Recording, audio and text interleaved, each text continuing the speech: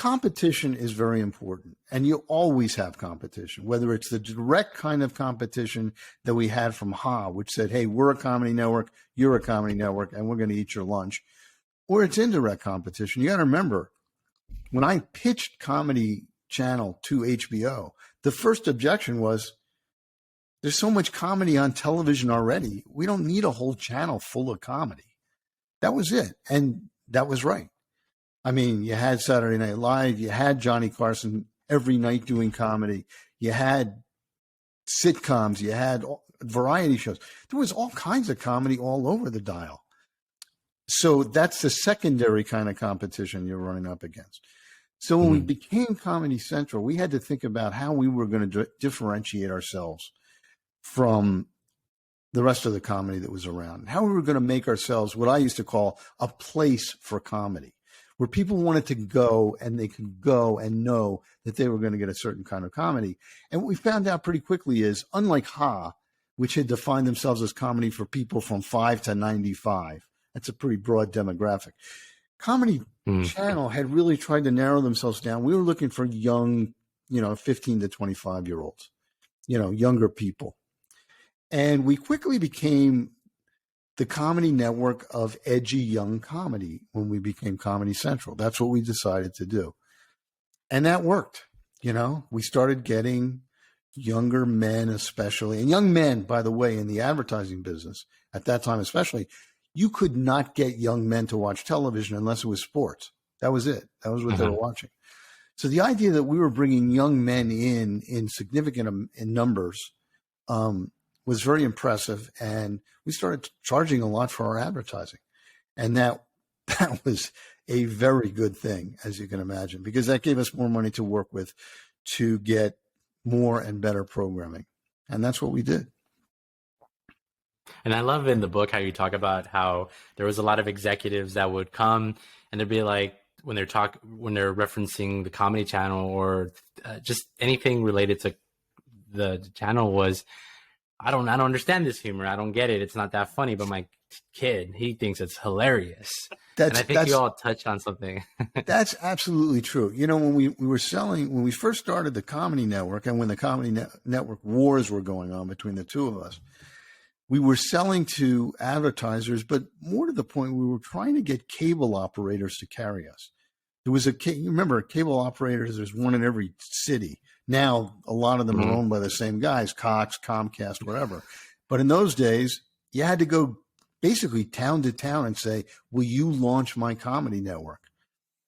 And we were talking to guys who were, in their 40s and 50s, and just really said, we looked at it, we don't think it's funny, we don't see any reason to launch it. And but after a while, they started saying, we don't think it's funny, but my teenage son is watching this thing all the time.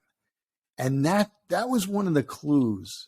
That was one of the things that we grabbed onto, and I grabbed onto, saying, okay, we're going to be able to make this successful because we can find an audience. And I think one of the things that entrepreneurs have to do as they're building their business is look for indicators of future success.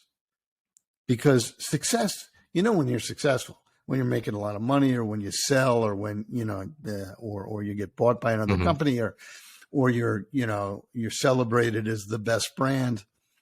But before that happens, there are little indications, little flashes of success or future success. And I used to hold those so dear. I used to, whenever they came up, I would go all around the company and say, hey, guess what?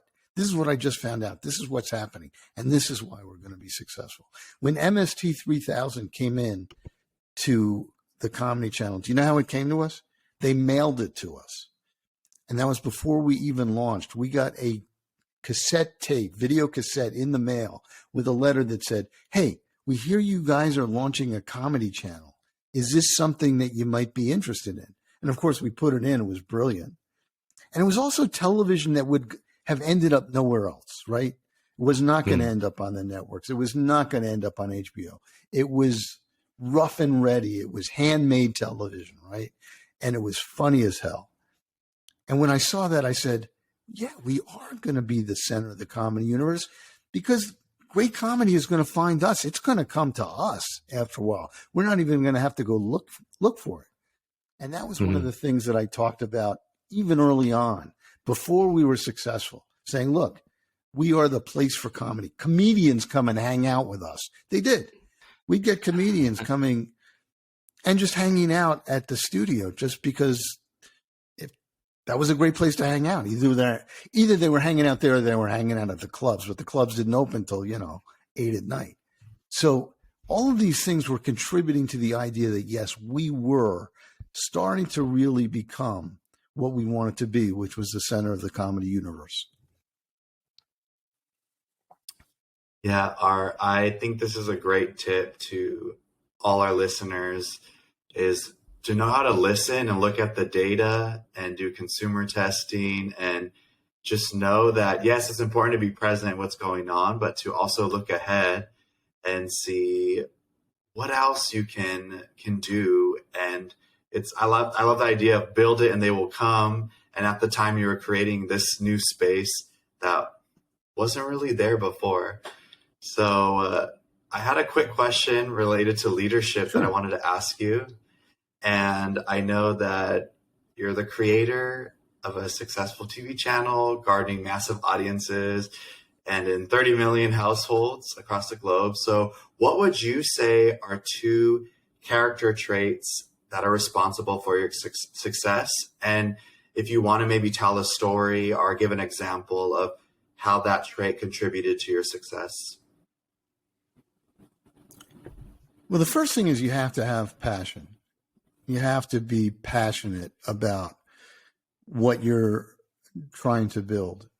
One of the things I always take issue with is they call it the elevator pitch. And I always think of that as the wrong way to describe it, because elevators are quiet and they got this stupid, soft music playing and someone saying, I got an idea for a channel and it would be all comedy all the time. That's not the way to pitch it. When you pitch something, you have to have the passion flying out of you like electricity.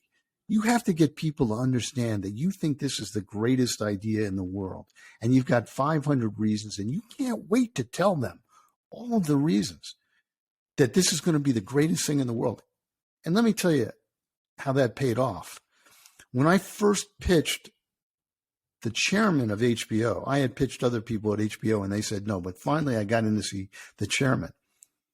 I think what got me through, because it was kind of like, you're going to go see the chairman right now. I had no presentation materials. I hadn't planned for it.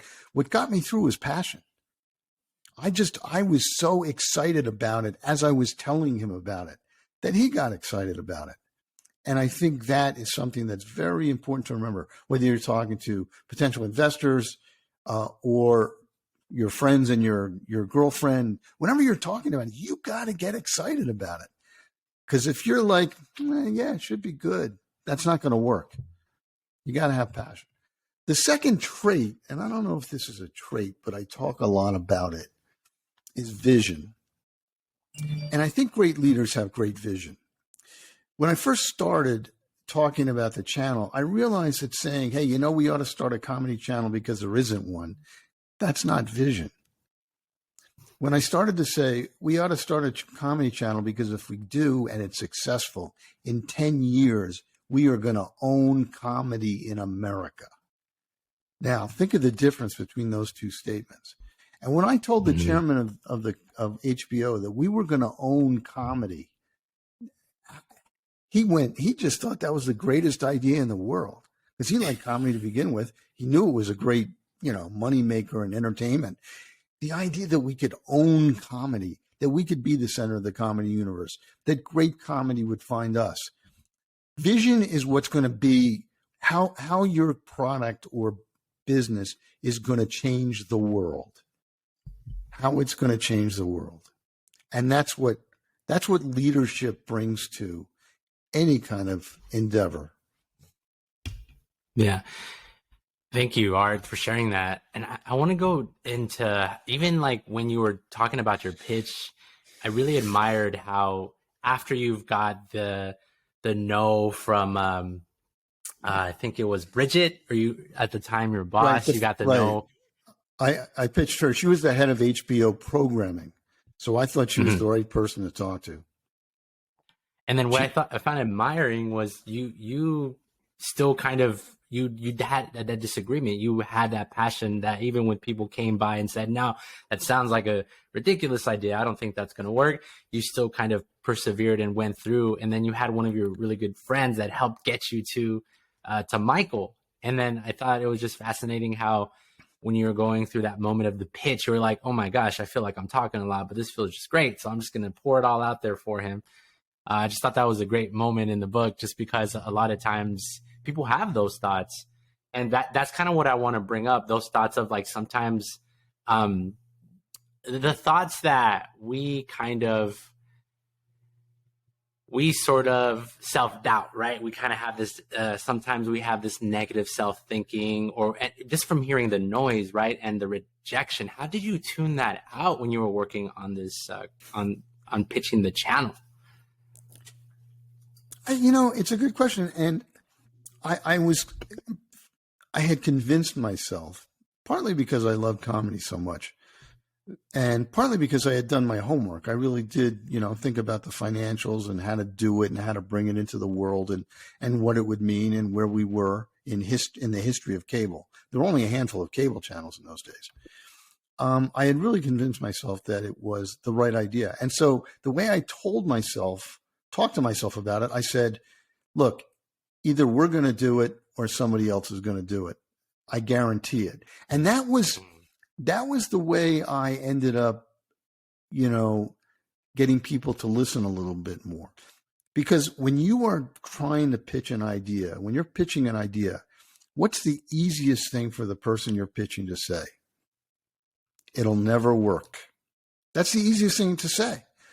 Because when they say, and in the case of Bridget, who is the head of programming at HBO, if she had said, you know what, Art, that's a great idea, let's do it. What's the next thing that happens? Now she owns the idea, right? Now she's got to go to Michael, the chairman of the thing, and say, hey, I think this is a great idea. Now she's got to start devoting resources and people and thinking about what it is. And you know what? Bridget had a job, She was working. She was the head of programming. She had plenty to do. She didn't need more aggravation. So it's not like my pitch felt on deaf ears. And so she heard me, but she said, look, there are lots of reasons we're not going to do that. Too expensive. We do comedy anyway here at HBO. Too much comedy on the dial. She just went through it. That's the easiest response to give. And that's the response you're often going to get. So when I said I walked out of there thinking she's wrong, it was really about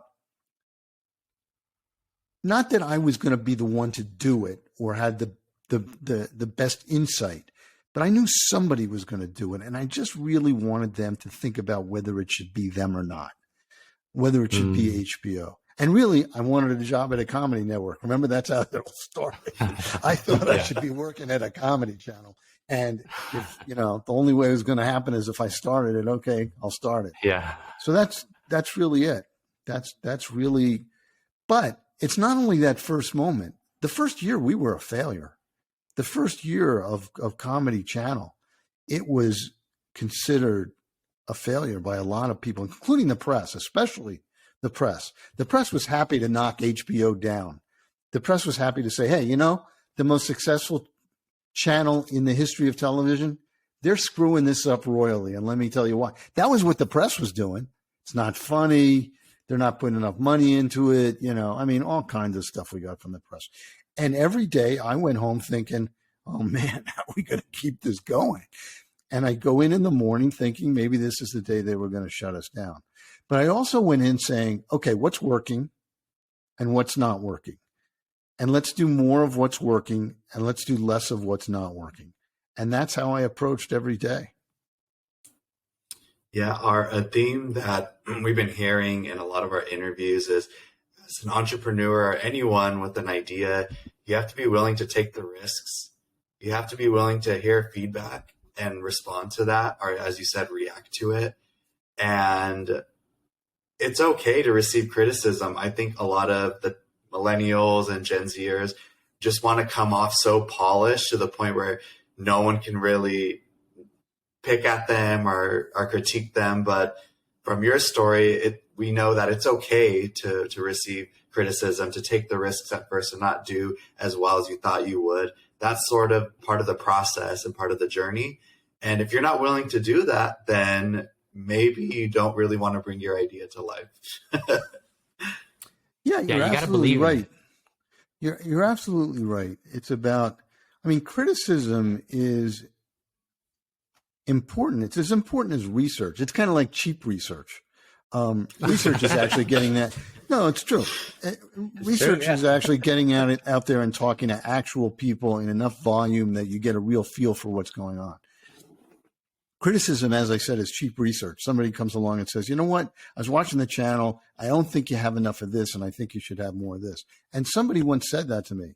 And I took it as criticism, but I didn't take any of the criticism as, oh man, you know, that's probably right, but what am I going to do? How am I going to, you know, that's mean that the guy said. It's not mean. People criticize. Listen, my mother called me up and said, hey, my friends are watching your channel. They tell me it's not funny. That's criticism, you know, but you hear this stuff and you have to do something with it. But there's one thing you didn't mention when you said you have to be willing to listen to criticism and you have to be willing to, you know, to take the chances. You have to be willing to fail. And that is something that doesn't get talked about a whole lot. The willingness to put yourself out there in a way that is as likely to end in failure as in success. So if you can't face the possibility that and that's not saying you should go out there and say, okay, I might fail, so I'll just keep doing this. It's really about understanding that you're putting a lot on the line. You're putting your career, some of your career on the line. You're putting some of your reputation on the line.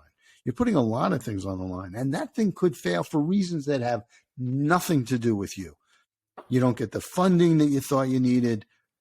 The competition comes in and beats you over the head. There's all kinds of reasons you can fail that have nothing to do with you, your vision, your passion, even your expression of your product or your business. Right. So you have to understand that that's part of the landscape, and you have to be willing to fail.